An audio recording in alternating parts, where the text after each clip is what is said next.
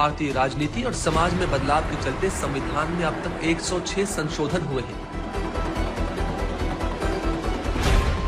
पहला संशोधन 1951 में प्रधानमंत्री नेहरू ने पेश किया, जो भूमि सुधार और मौलिक अधिकारों से संबंधित था। इसका उद्देश्य सरकारी आदेशों को अदालती चुनौती से बचाना और अभिव्यक्ति की आजादी को सीमित करना था, जिसकी आज भी आलोचना होती है।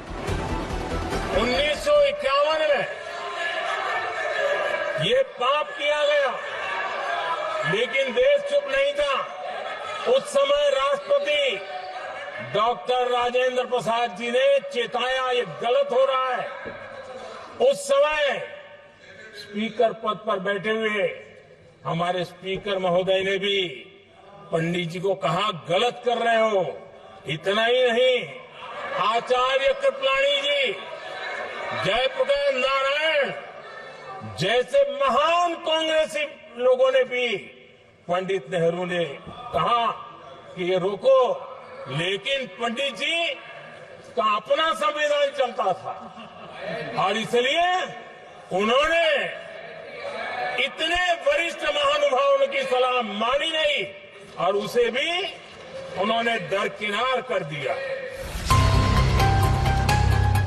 संविधान संशोधन प्रक्रिया भारतीय लोकतंत्र का अहम हिस्सा है, जिससे समय समय पर सामाजिक, आर्थिक और राजनीतिक सुधार किए गए। लेकिन सवाल यह है कि सबसे ज्यादा संशोधन किस प्रधानमंत्री ने करवाए और सबसे कम किसने।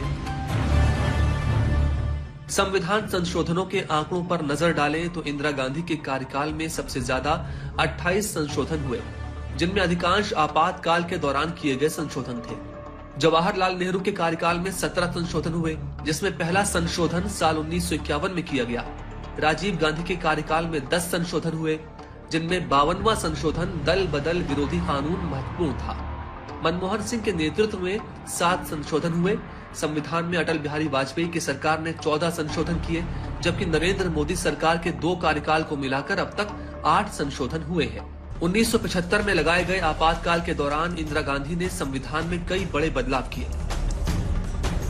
42वां संविधान संशोधन, जिसे 1976 में लागू किया गया, इसने भारतीय संविधान के ढांचे को काफी हद तक बदल दिया।